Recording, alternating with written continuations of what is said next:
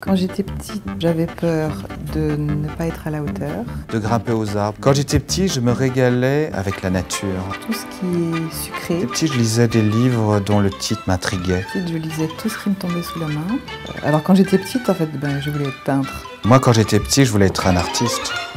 Le travail du directeur artistique, c'est vraiment de s'occuper de l'emballage. Il faudrait imaginer que, par exemple, le magazine Astrapi, c'est comme une papillote à Noël, c'est à l'intérieur de la papillote. Moi, je m'occupe de l'emballage de la papillote pour qu'on ait envie, rien qu'en la défroissant, en la dépliant, en la regardant, en la tenant dans les mains, de se dire oh, « je vais vite voir ce qu'il y a à l'intérieur ». Ça sert à transformer un univers de mots en un univers d'images. Si on décide qu'on va faire un papier avec beaucoup de témoignages d'enfants, on sait d'avance qu'on aura des photos d'enfants et que l'article sera ancré dans la réalité et qu'il faut passer par du réel parce que c'est ce poids-là qui va faire que le lecteur va s'approprier l'article.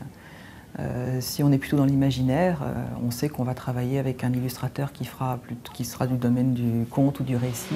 C'est la couverture telle qu'elle a été envisagée tout au début avec un faux editing, c'est-à-dire avec un faux titre, juste pour voir la tête que la couve avait avec la photo du poney. Et puis juste à côté, c'est la couverture telle qu'elle sera avec le vrai editing, donc « Hey petit poney », c'est devenu « Au galop ».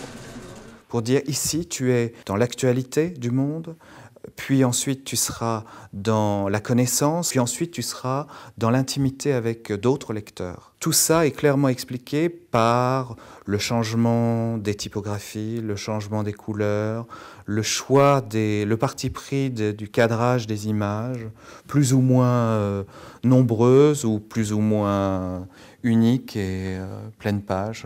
On a fait une couverture sur le handicap dont je suis très fière parce que c'est vraiment une photo d'un enfant handicapé en couverture, photo très douce qui interpelle le lecteur aussi et qui donne une idée du handicap qu'on n'imagine pas. C'est-à-dire cet enfant-là aussi, il est à côté de moi, il pourrait lire Astrapi, il est d'ailleurs dans Astrapi, et vivons ensemble. Voilà.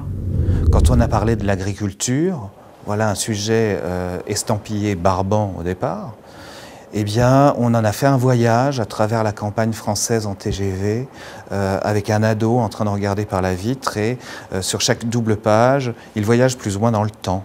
L'agriculture d'avant, l'agriculture d'aujourd'hui, l'agriculture de demain. Et les styles visuels changent de page en page. Voilà la surprise.